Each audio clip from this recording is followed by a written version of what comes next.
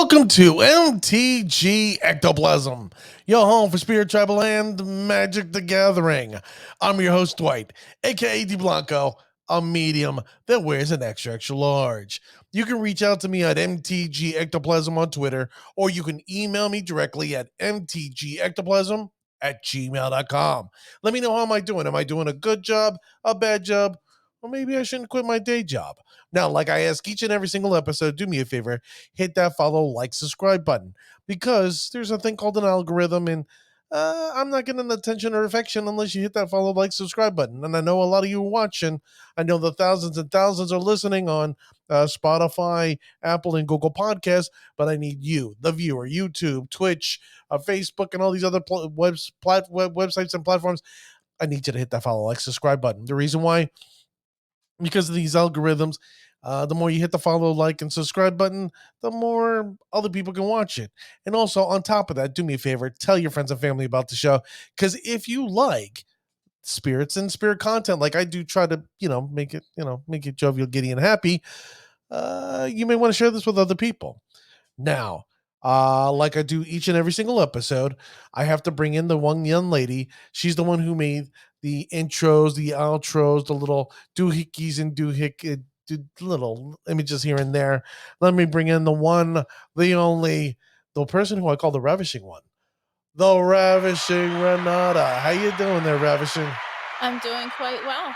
Oh, I'm happy to hear that. I know we had some technical difficulties yesterday, and now we're leading in today. But it seems like everything is working, so I'm a little, excited. Woo! Everything's working so far.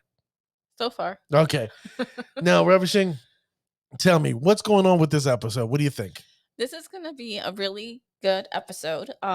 This episode was actually inspired by one of our viewers writing to us. Okay. So we can thank Heido Toastone for reaching out to us. And if I pronounced your name wrong, please forgive me. We do read your emails and comments. And if anyone else in our audience has a request, please be sure to reach out to us at mtgectoplasm@gmail.com, or you can find us both on Twitter at mtgectoplasm or at Ravishing Renata. Oh, you're on Twitter now. I am on Twitter now. And your handle's what again? Ravishing Renata. There you go, ladies and gentlemen. So if you want to reach out to the Ravishing One, at Ravishing Renata on Twitter, you can do so. Now, like Renata said, this episode was inspired by a young man named Heido Toston, or I don't know if I'm pronouncing it correctly. Maybe it's Gyro, but for me, I think it's Heido because I have an uncle from Colombia, Bogota to be specific. He has the same name. So I want to say thank you, Heido, for reaching out to me, because what's interesting, ladies and gentlemen, is that Heido was like, listen, there's a lot of love going on for Mono Blue Snow. And there's a lot of love going on over here in Bant. And it makes sense. We just had, Mr. Fink, do exceptionally well with the Mono Blue Snow build. It actually just ended up doing well at another Pioneer Challenge. But then look who did well again. Remph, the Brazilian Spirit Master, did exceptionally well. I think he came in first place in the Pioneer Challenge as well. So that tells you, ladies and gentlemen, Spirits is kicking ass left and right in Pioneer. Modern, don't worry about it. We're going to get back to Modern maybe next episode. And have no fear, no worry. I believe in you, Modern players. But we're talking about Pioneer because guess what? They got these PTQs and this thing's getting you ready to be in part of the Pro Tour. And Heido was like, listen, where's the love? Where's the love for Azorius? And I thought to myself, where are we standing, Azorius? And then I did the research. Ravishing, why don't you pull it up for me? And you're going to see here, ladies and gentlemen, yeah, don't let your eyes fool you. I was on Nikitu's show this morning making this point because nobody could believe it. It's like, oh, statistics. Anybody can fudge a statistic. No, ladies and gentlemen. This is from mtgdex.com. And they look and they specify win percentage for the month for people playing the deck and how many times it actually wins and loses. And if you see here, Bant is the weakest deck out of Spirits, and it's winning at 45% a clip.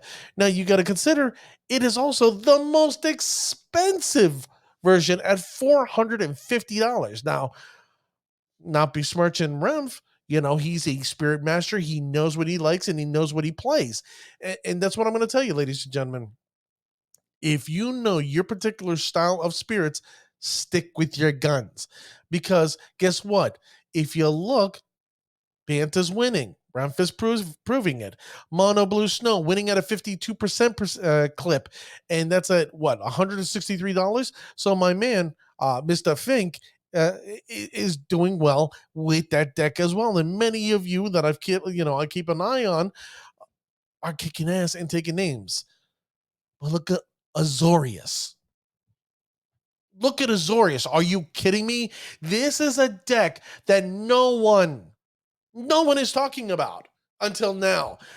Well, let me rewind. I may have screwed up because Andre Segura, he was on the show he was promoted, watching our show, and he came up and he put his deck that was up there promoted by, like, how do I explain it? He was on the show watching, and I was talking how great that he was playing with a particular Azorius deck that he saw from a Japanese player. And guess what, ladies and gentlemen? That deck is badass. That deck is amazing. And if you get a chance, you should check out Andre Segura's YouTube to find that Azorius deck. But Azorius is winning at 61%. 61%. That's better than Mono Blue and Bant. And it's $243. It's not as cheap as Mono Blue Snow, but sure as hell not that hefty price tag as Bant.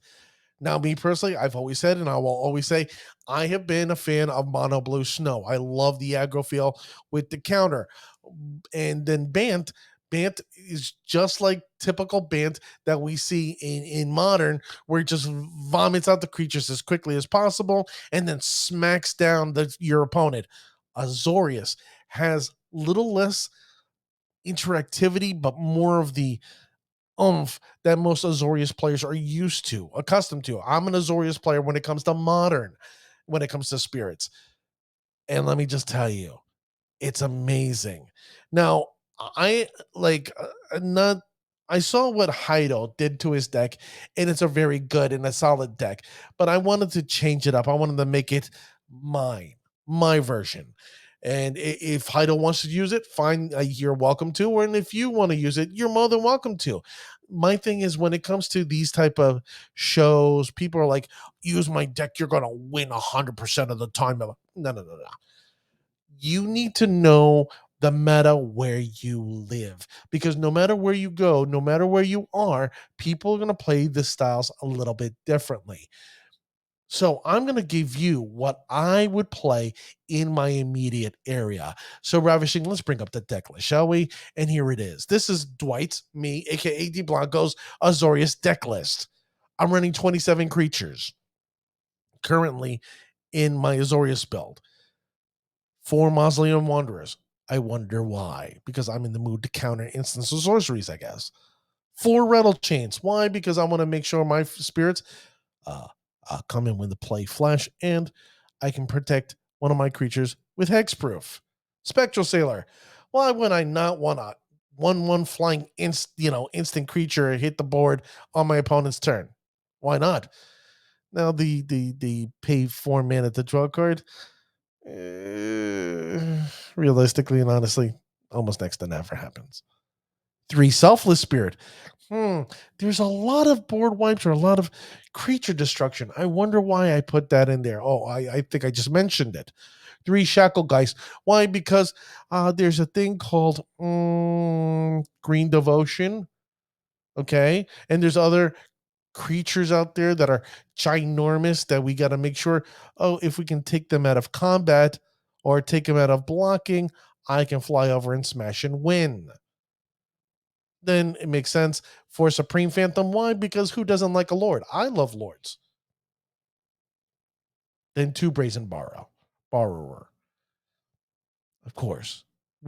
Even though it's not a spirit, it allows me to bounce back a permanent back to an opponent's hand, and I get an instant 3/1 flyer. I wish it was a spirit, not a fairy, but hey, Beggars can't be choosers. And then finally, Force Spell Queller. Why would I not want a Spell Queller? Spell Queller is one of the, I guess, a prerequisite if you're going to play Azorius at all. If you're not going to play Spell Queller in Azorius, don't play Azorius. Just saying. Now, the one card you're going to go, hold on, Planeswalker? Planeswalker? And it's misspelled. Don't worry about it. And it's the Wandering Emperor. Don't worry, we're going to talk about it. Now, the instance that I have here is what? Lofty Denial and Geistlight Snare. Now, I know some people are going, Dwight, why wouldn't you want to play Spell Pierce? Spell Pierce is nice. It's good. Just in this current state in the meta, it doesn't feel right. I'm going to be quite sincere with you. And the fact that, I don't know, most of my creatures fly, Lofty Denial wins. Then Geistlight Snare, well, of course, I'm going to be playing a Spirit. And then if you look underneath, oh, I got Curious Obsession, which means I got 4 enchantments. Oh, that means what? Geistlight Snare comes in for 1 mana. I can cast it for 1 mana. It's going to be a lot cheaper. And then, like I said, Curious Obsession. This is one. I've never been a real fan of auras. I'm going to be quite sincere with you, but this one has what the French call the piece of has a little bit of the je ne sais quoi, a little bit of I don't know what. The reason why I say it that way is the weakest thing that spirits cannot do that it should do because it's blue, right? Is card draw. That's the weakest thing about our deck. There's 0 card draw, and Curious Obsession allows it. And then on top of that, it pumps up a creature +1/+1. Can't beat that. No, you cannot. And then comes my lands. And I was a little torn. I wanted to go 21, but I was like, you know what? Let me go 22 and see where I go. So I went with one, John Seat of the Empire. Why not? If I can destroy a creature, I'm going to take advantage of that. Then you got Ottawa, Soaring City. If I'm going to bounce something, I'm going to take advantage, bounce it. 3 planes, makes sense. 2 Deserted Beach. This one I was like, but realistically, I kept on playing the deck over and over and over again. And honestly and realistically, either I'm going to play it on turn 1 where I'm basically mana screwed and mana hurt, and okay, fine. I couldn't play my Mausoleum Wanderer or my Rattle Chains. Spectral Sailor. But at least I get it turn 2. Very rare that ever happened, but I like this card better than Glacial Fortress. Really not a fan of Glacial Fortress. Now, 1 Field of Ruin. Now, I know some of you are like, hold up, Field of Ruin? Field of Ruin? Really? Field of Ruin? Field of Ruin? You would play Field of Ruin? And I'll tell you, yes, I'll play Field of Ruin. And this is why. You got to consider what lands are out there. Certain decks that are out there right now making noise. The biggest deck right now that's the biggest hindrance to us in Spirits is what? Mono Green Devotion. So why would I not want to go after their Nykthos? What's the other deck that's out there that's making noise? Could it be Hidden Strings? Why would I not want to get rid of Lotus Field? Yeah, I know. Realistically, they're going to go, Dwight, it's just 1. Exactly, it's just 1.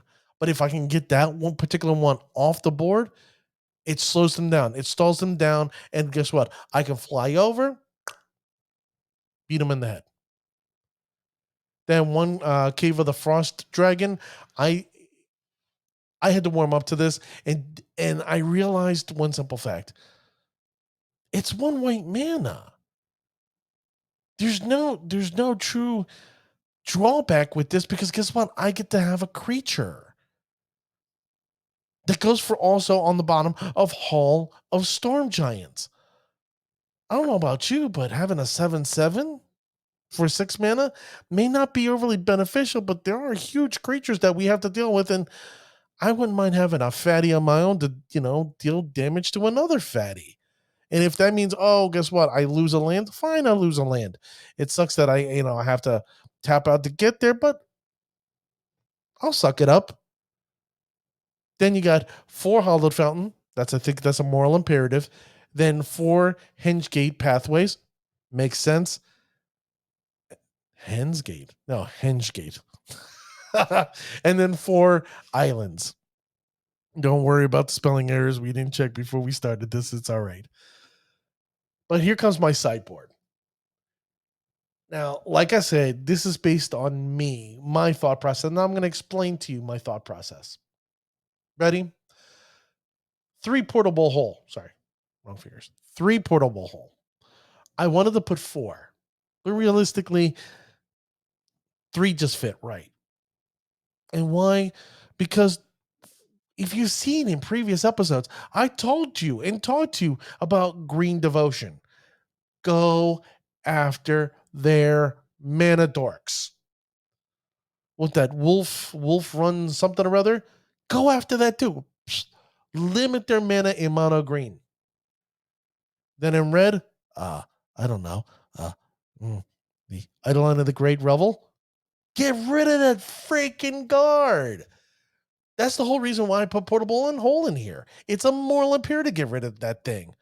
Fine, I take 2 points to get rid of it. Fine, as long as it's not costing me 2, 4, 6, 8, and then God knows they're starting to beat me over the head with everything else. No. I can't let that happen. So I put 3 portable hole. Then 2 Aether Gusts. If you've seen my previous episodes, here I go again. I get to bounce a green or a red permanent. Doesn't seem that bad. Especially if you're a fatty that I can't deal with. Yeah, I'm going to take advantage of that. Now, this one was a little torn. I was like, I don't know. I'm going to be honest with you. I was a little torn. Because I know right now that you got the Unlicensed Hearse that's very, very popular. And then the Spirit Cleric, I think Remorseful Cleric. I was a little torn. I was like, man, I really want to put these creatures in here. But what I'm finding in Pioneers, there's a lot of creature removal. So even before I can even use, let's see, the Hearse's ability, I get screwed. I can't remove their graveyard. Or if I have Remorseful Clerk on the battlefield, yeah, I can fly over and I can have my Lord protected, or I can protect it with rattle chains, or sacrifice my Muslim Wanderer, or use my Spell Queller, which I could do more damage. And, in a sense, it makes more sense to go that way. But realistically and honestly, I had to consider one simple fact. There is not a lot of, for what I've played in my immediate area, a lot of enchantment removal. So I went with Rest in Peace. You may be different in your area, and that's what I'm saying. You got to double check your area. But Rest in Peace is where I went. Then 3 Mystical Dispute. I think that's a moral imperative because you never know what other blue deck you might find out there. Okay, is it the Izzet decks? They're waxing, they're waning because of the fact that what's going on, they still haven't figured themselves out yet, especially after those bans. 2 Disdainful Stroke. Well, why would I not want to counter biggies, spells that are huge? Of course, I want to do that. Then 2 Skyclave Apparition. I was torn. I was like, do I want to put other spells? But I was like, you know what? I got to put a Spirit here. Because I guarantee there's going to be a permanent 4 mana or less that I can try to get rid of, and I can use Skyclave. And this is where people go, well, if you're going to have Skyclave, why didn't you put a Remorseful Cleric? It's a valid point. But I just felt Skyclave was a step above, and it adds on to the portable wholeness, if you know what I mean. And then finally, 1 Dampening Sphere. I like Dampening Sphere a lot. And I was torn. I was like, do I put 2? Do I put 1? Like, where am I going to go with this? Most of the time I put in 2, and realistically, I never get it. I never draw this card. So if I put in 1, I'm always like, oh, maybe I'll get it. And you know what? When I went to my LGS, I ended up getting it, and I ended up screwing over Lotus Field or Hidden Strings. Nice. I ended up screwing over Nykthos. Just saying. So it came in beneficial. So I'm going to give you my secret hot take. That's right, ladies and gentlemen. I came out with my own personal thought. Oh, look at that. Ravishing. That's hot. I like that. You made that yourself? Yes, I did. Wow. That looks great. And here's my hot take. Oh, there it is. The Wandering Emperor. You notice that was in my main board, right?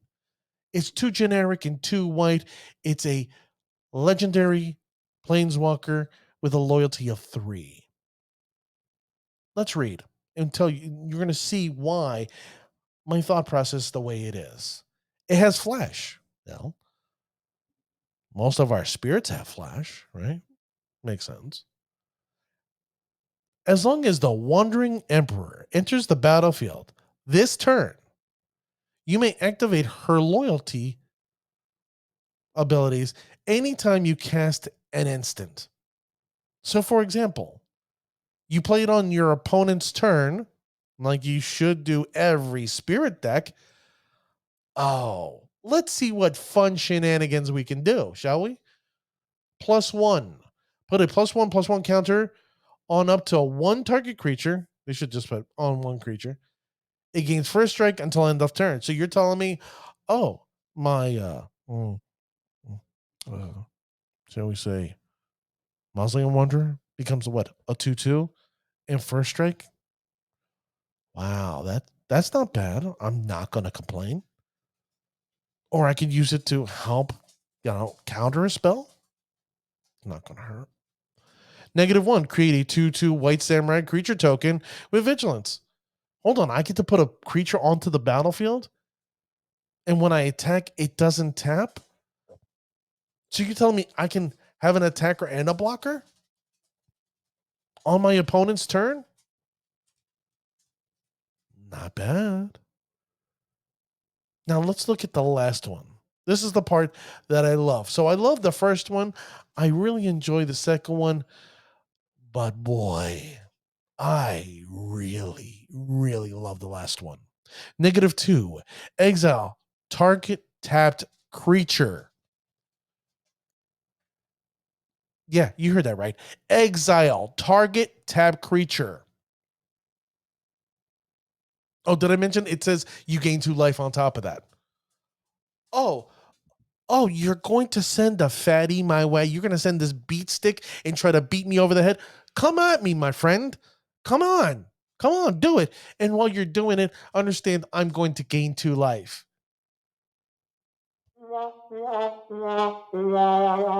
Exactly. That they're going to have that sheepy look on their face, just like, oh, what happened? What happened? Oh, that was my Wandering Emperor who flashed in, and you did nothing, my friend. Nothing. You lose. Good day. Well, good day to your creature. Technically, you didn't lose, but you did lose that creature. It's exiled forever for this game, actually. How could you not want this in your main board? Now, mind you, I was actually considering maybe I should add another one on top of it, bring back a land to make it 21 land, and then put 2 Wandering Emperors. Because where's the drawback? The only drawback is it's 4 mana. Well, guess what? Pioneers are slow enough format where 4 mana isn't really a negative. It's not really not really a negative.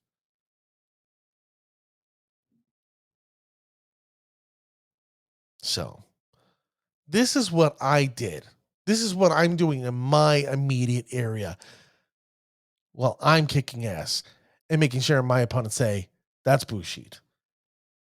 Now let's look at what I would do or what cards from my sideboard and put them into my main right now. Ravishing? Oh, what is this? Oh, Ravishing. Share with the listening audience what this is. We have finally launched our MTG Ectoplasm merch store, where you can find all the latest and greatest designs that we have for MTG Ectoplasm t-shirts. We also have a MTG Ectoplasm coffee mug for that spirited cup of coffee.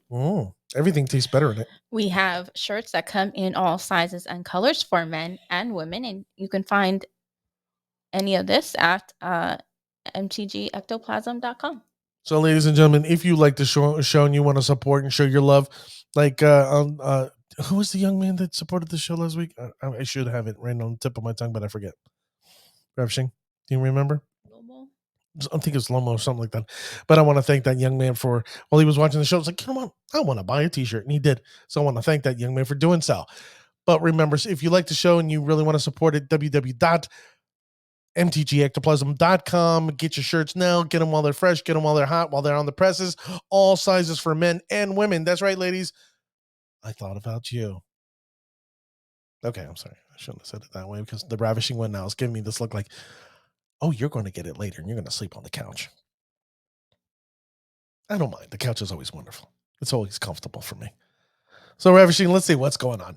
And we're going to talk about here which deck, Green Devotion. These are the cards that you saw on my sideboard that I would put in. Now, it's up to you to sit there and decide what you want to take out and how many you put in. But me personally, I'm putting 3 Portable Hole. I'm putting in 2 Aether Gust. I'm putting in Disdainful Stroke. And I am definitely putting the 1 Dampening Sphere. Why? Do I have to reiterate? Portable Hole. It gets rid of their mana dorks. Makes sense, right? Aether Gust. Yeah, take a permanent, red or green, put it on top or bottom of their library. Okay, more than likely, I'm going to stash it on the bottom. Disdainful Stroke. I'm going to counter a spell of 4 mana or greater. That does sound like Mono Green Devotion. And then Dampening Sphere. Well, if I'm really bothered by the fact that Nykthos is on the board, I'm going to screw Nykthos. And Dampening Sphere is the more way to do it. So there you go. This is the reason why I would do it. And I'm telling you, ladies and gentlemen, go look at my previous episodes of Green Devotion.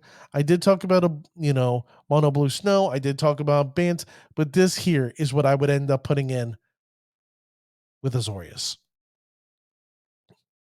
Now, the key to victory, screw them over on their land base. Put your creatures in as early as possible and smack, and make sure they don't get the Kiora. Kiora is the key there because Kiora is a one mean merfolk. That happens to be a planeswalker. Next slide, please. Next slide, we have red deck wins. That's right, red deck wins. Notice a thing going on here. Portable Hole. Why? Because the majority of their creatures are 1 to 2 mana. Okay, not a problem. Oh, if I can't deal with it right away with the Portable Hole, I got my Aether Gust. Bye-bye. Goodbye, Island of the Great Revel. Adios, arrivederci, mushi mushi konnichiwa. Aloha means hello and goodbye. Then you got Skyclave Apparition. Just because if I don't have the Portable Hole, at least I have a spirit to sit there and take care of any other issue that I have. And red deck wins. Secret here is don't let Eidolon get you. Protect yourself, protect your creatures, and smash your opponent expeditiously. That means quick. On the next slide, what do we got here? Blue-white control. Now you're going to go, Dwight, really? Mystical dispute only? Realistically and honestly, I could have put something, but realistically, Spirits is set up to be control. If you can put your creatures, your mana, your Low mana costed creatures, your 1s, your 2s, out there on turn 1, turn 2, control has a difficult time dealing with it. They really do. And what they're going to end up trying to do is that they're going to want to use their, let's say, planeswalkers to control the board state, or use their certain spells to stop you from manipulating the board state the way you want, or they're going to use Supreme Verdict to wipe the board. And you, because you have almost all the answers being a white and blue, to counter play, spirits on their turn. So what's up? Okay, fine. You're going to Supreme Verdict? Fine. You Supreme Verdict. Oh, and then when you're done, I'm going to now put on a Rattle Chains, and then I'm going to put in, I don't know, Mausoleum Wanderer, or, I don't know, Supreme Phantom. So on my next turn, I'm whacking you in the face for 4. Spirits has the answer. Spirits can come in under control each and every single time. You just got to play smart. Go in early, smack, smack, smack. Protect your creatures, protect your environment. Watch out for the planeswalkers. Watch out for the big board wipe, because their real end game is to beat you with Shark Typhoon. And if you can slow down Shark Typhoon, victory is yours, my friend. Victory is in hand. That's a reason why Mystical Dispute is key here. Because they're using a whole bunch of blue. And if I'm going to count 1 mana to play an instant to, counter, oh, my man, I'm going to do it all day. All day I'm going to do this. Now let's look at the next slide. I had to take my time here, because the reason why my friend Heido was like, I struggle with this one. RAKDOS midrange. We all have our burdens. The one key decks that truly we struggle with. In Modern, I'm going to be honest with you, it's Titan.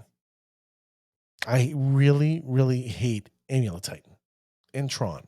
Those are my 2 banes that I have a hard time dealing with. Every other deck, not a problem. I have it solved. I can beat it.